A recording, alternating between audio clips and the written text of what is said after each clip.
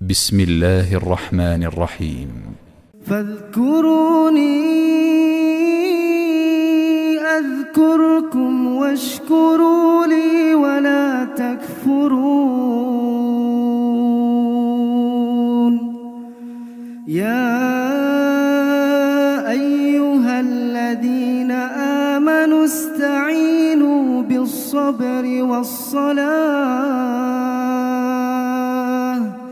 إن الله مع الصابرين.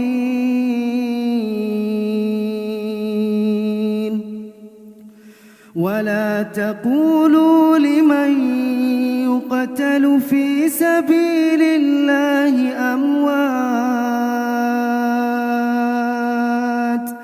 بل أحياء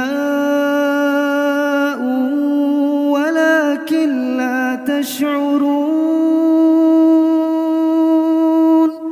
ولنبلونكم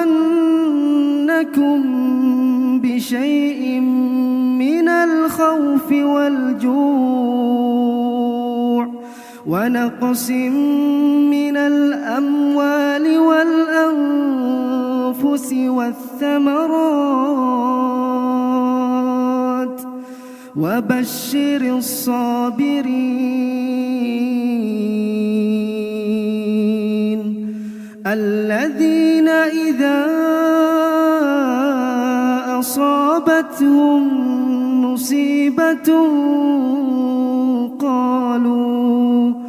قالوا إنا لله وإنا إليه راجعون. أولئك عليهم صلوات من ربهم ورحمة وأولئك